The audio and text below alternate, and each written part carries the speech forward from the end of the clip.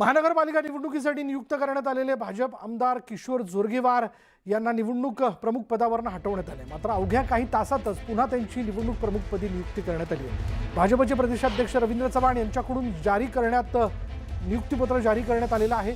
किशोर जोरगेवार आणि भाजपचे नेते सुधीर मुनगंटीवार यांच्यात पक्षांतर्गत सुप्त संघर्ष सुरू असल्याचं बोललं जात आहे। त्यातूनच जोरगेवारांच्या नियुक्तीबाबत हा प्रकार घडल्याचं बोललं गेलं आहे। त्यामुळे जोरगेवार यांची सुरुवातीला नियुक्ती करण्यात आली होती, त्यानंतर त्यांना या पदावरून हटवण्यात आलं आणि पुन्हा त्यांची नियुक्ती करण्यात आल्याचं आपण पाहतोय। मोठी बातमी, अवघ्या काही तासातच पुन्हा त्यांची निवडणूक प्रमुखपदी नियुक्ती करण्यात आली। भाजपचे प्रदेशाध्यक्ष रवींद्र चव्हाण यांच्याकडून जारी करण्यात आलेलं नियुक्तीपत्र समोर आणण्यात आलेलं आहे। किशोर जोरगेवार आणि भाजपचे नेते सुधीर मुनगंटीवार यांच्यात पक्षांतर्गत सुप्त संघर्ष सुरू असल्याचं बोललं जातं आणि त्यातूनच जोरगेवारांच्या नियुक्तीबाबत हा प्रकार घडल्याचं बोललं गेलं।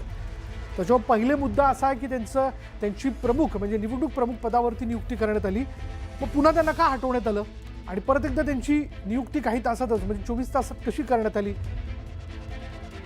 आपल्याबरोबर चंद्रपूरचे भाजप निवडणूक प्रमुख आमदार किशोर जोरगेवार आहेत। किशोर जोरगेवारजी, थेट पहिला प्रश्न, सुरुवातीला आपली नियुक्ती करण्यात आलेली होती आणि दुसऱ्यांदा तुम्हाला या पदावरून हटवण्यात आलं, नेमकं काय कारण होतं?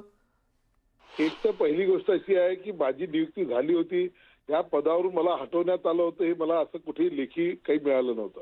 आपल्या माध्यमांतून कळलं आणि म्हणून माझी पुनर्नियुक्ती झाली असं म्हणता येणार नाही। जी नियुक्ती आहे ती कायमच आहे।